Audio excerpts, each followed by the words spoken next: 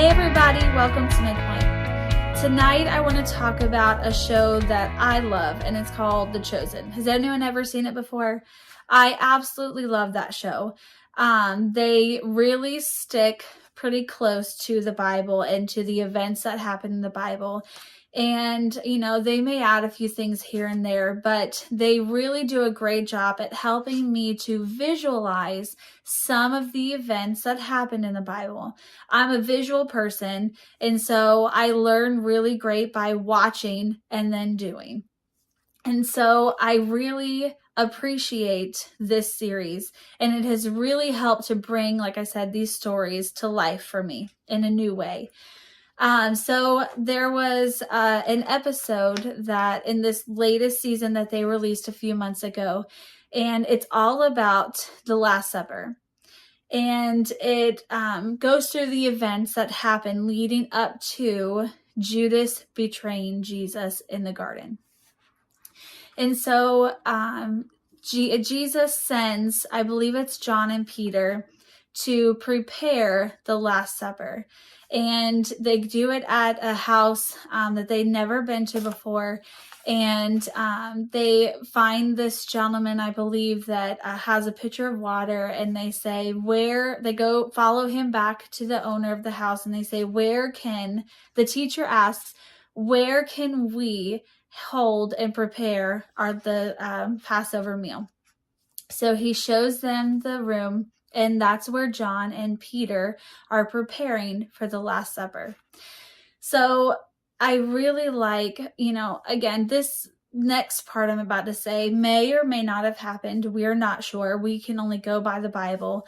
But it helps me to really put myself in their position, right? So in the scene, John and Peter are preparing. And, John says, I don't understand. I don't know why we're doing this. I don't know why we're here. I don't know why he's asked us to do these things. I don't understand.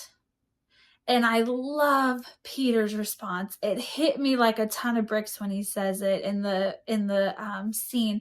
But he says, we don't understand, but we prepare the table anyway. If we could just grasp that one concept, how incredible would our lives be, right? We may not understand why God asks us to do some of the things he does, but we prepare the table anyway. Jesus knew what was coming. He knew all of those things that were going to happen.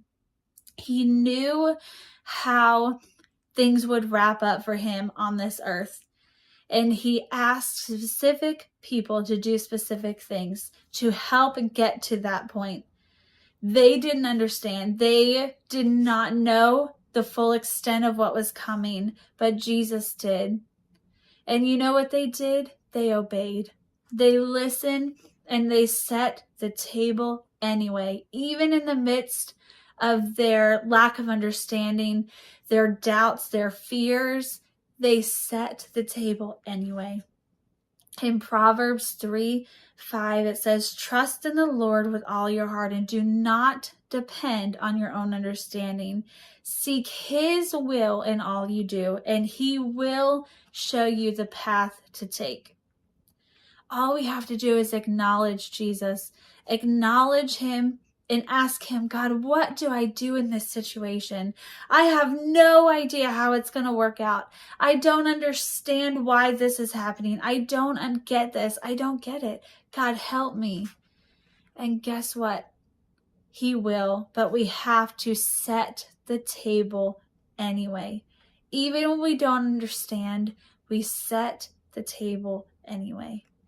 Even when we may have doubts and fears and anxieties, we set the table anyway. And he will show us which path to take. We just have to rely on him.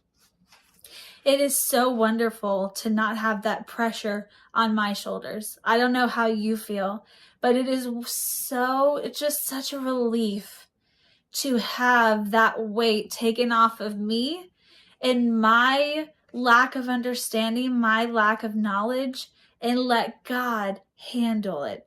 I just have to set the table anyway, and He will take care of the rest. How incredible is that thought? I encourage you today that if you need wisdom, if you need understanding, if you don't understand why God has led you to this path, or why He's asking you to do this, set the table anyway, because He ultimately knows the best plan, and His plan far exceeds our expectations.